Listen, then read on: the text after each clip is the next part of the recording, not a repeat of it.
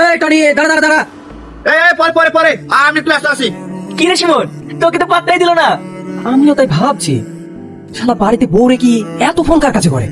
শালা যখনই দেখি তখনই কানে ফোন। মনে হয় কোনো জায়গায় লাইন মারছে জানিস। এই কথাটা যদি ওর বউকে বলা যায় না, শালা ঠিক টাইট হয়ে যাবে।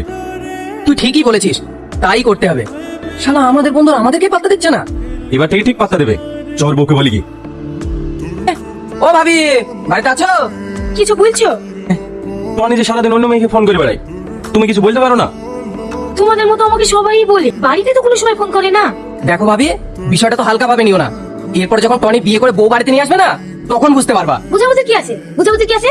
আমার কাছে যদি ফোন থাকতো না, ও যেমন অন্য লোককে ফোন করে বেড়াচ্ছে, আমি অন্য লোককে ফোন করে কাশিকে দেখিয়ে দিতাম। দেখো ভাবি, তোমার ভালোর জন্যই বলতে এসেছিলাম। এবার তোমার যা ভালো লাগে তুমি তাই করো। সালমা, সালমা, কিরে তোকে ডাকছি উত্তর দিস রে? যা টুকটুটা পরিষ্কার কর গা, আমি আবার একটু পরে ভাড়া যাবো। কেনে তাকে 24 ঘন্টা ফোন করো, তাকে বলো কেন? আমি পারবো না। তুই এরকম কথা বলছিস কেন? তোর কানে বেড়ে বিষ কেটে এলো। বিষ ঢুকাবে কেনে? গ্রামের লোক সবাই বলে তোমার ফোন কান থেকে নামে না। আরে তুই লোকের কথা শুনে রেগে যাচ্ছিস কেন? লোকের কাজই হলে কথা লাগানো। আমি ফোন করে তুই বুঝতে পারবি নি।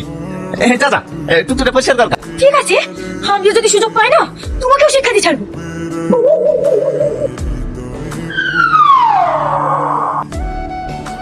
এই টনি দাঁড়া দাঁড়া। আরে ছাড়া তাড়া আছে। তুই সারাদিন ফোন করে না, দেখি কার সাথে কথা বলিস। এই মোবাইল সুইচ অফ কেন রে? একটু আগে সুইচ অফ হয়ে গেছে। মোবাইল সুইচ অফ তো এতক্ষণ কথা বলছিস কার সাথে? সবসময় ফোনে কথা বলে অভ্যাস হয়ে গেছে, তাই ফোনে কথা না হলে আমার গাড়ি চালানো হয়। এই তুই আমাদের বোকা পেয়েছে? সত্যি কথা বলতো, তোর ব্যাপারটা কি? তোর গার্লফ্রেন্ড কটা? কেন? বলতো তিনটে। এই শাকিল, তোর কটা? ওই নতুনটা ধরি 6টা হবে। তোর? আমার বেশি নেই, মাত্র দুইটা। তাহলে তোরাই বল, তোদের বিপদ 4-5টা করে গার্লফ্রেন্ড, আর আমার একটাও নাই। তাহলে আমার কেমন লাগে?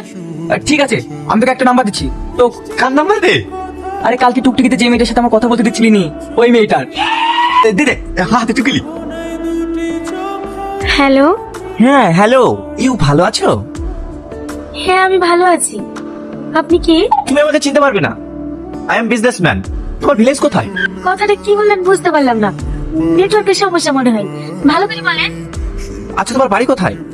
তুমি বিয়ে করেছো না করোনি? মা, আমি আই বড়, এখনো বিয়ে করিনি। আমিও অবিবাহিত। এখন তুমি কি কাজ করো?